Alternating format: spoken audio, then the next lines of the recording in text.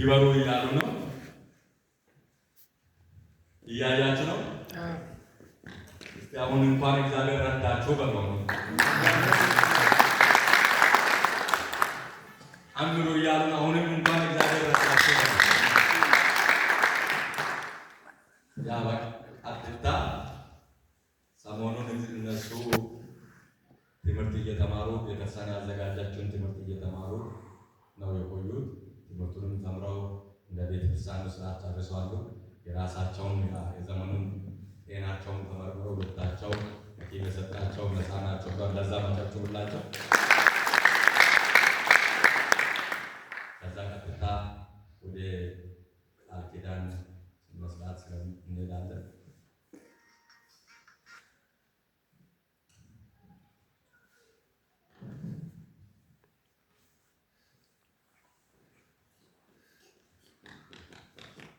የኬብሮን ቆንጠስ ጴንጤቆስጣዊት የቤተክርስቲያን የጋብቻ ቃል ኪዳን ስነ ስርዓት አፈጻጸም ቀን 13/06/2026 ለጉባኤ የምንነገር።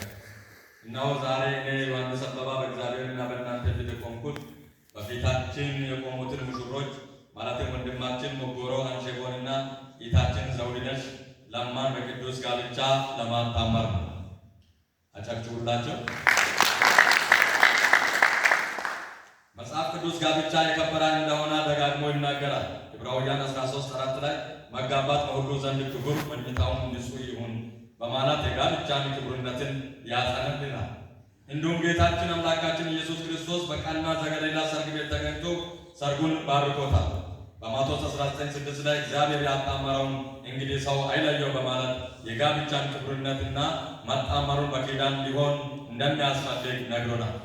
ስለዚህ ተጋቢዎች የጋብቻን ክቡርነትን አውቀው የእቅዱን ውጤት አመዛዝነው ያለ ቸልተኝነት ሊጋቡበት የሚያስፈልግ የዕድሜ ልክ መጣመር እንደሆነ ቤተክርስቲያን ታሳስባለች።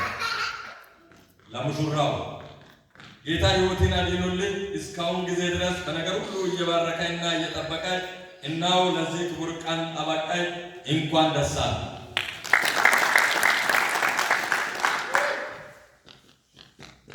እኔ ዮሐንስ አበባ አንተን ሞጎሮ አንሼቦን በእግዚአብሔርና በዚህ ጉባኤ ፊት ጠይቄአለሁ።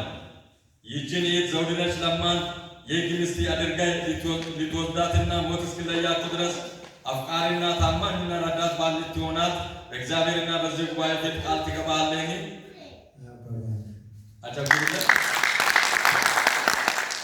ለሙሽሪቱ ጌታ ሕይወትሽን አድኖልሽ እስካሁን ጊዜ ድረስ በነገር ሁሉ እየባረከሽና እየጠበቀሽ እናው ለዚህ ለክቡር ቀን አበቃሽ። እንኳን ደስ አለሽ።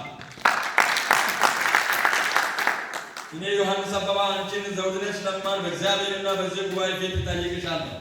ይህንን ወንድም ሞጎሮ አንሼቦን የሕግ ባልሽ አድርገሽ ልትወጂና ሞት እስኪለያችሁ ድረስ አፍቃሪና ታማኝና ረዳት ሚስት ልትሆኚ በእግዚአብሔርና በዚህ ጉባኤ ፊት ቃል ትገቢያለሽ? እሺ።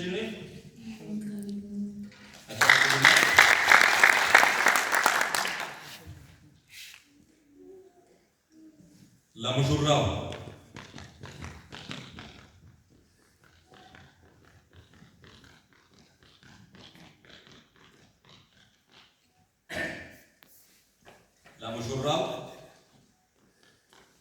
እኔ ሞጎሮ አንሼቦ አንቺን ዘውዲነሽ ለማን የሕግ ሚስት አድርጌ ሊወስድሽ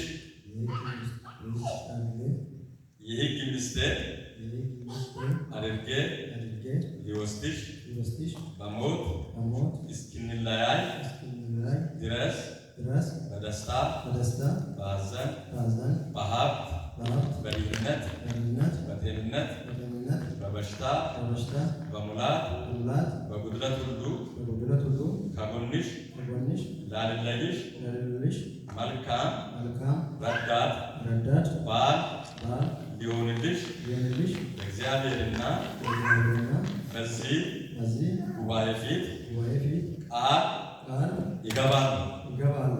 ለዚህ ምልክት ይሆን ዘንድ ይህንን የቃል ኪዳን ቀለበት አደርግልሻለሁ።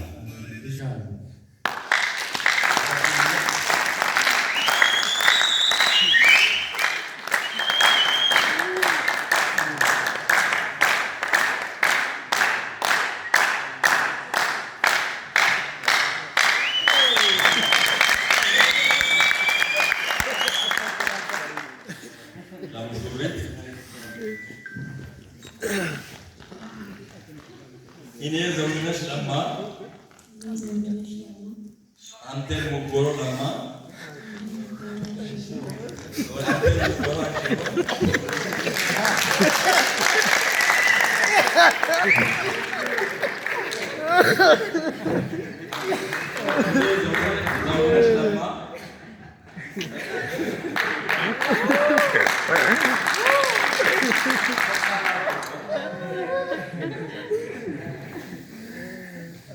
እኔ ዘውድነሽ ለማ አንተን ሙጎሮ አንሼቦ ይሄ ባሌ አድርጌ ሊወስድ በሞት እስክንለያይ ድረስ በደስታ በሐዘን በሀብት በድህነት በጤንነትና በበሽታ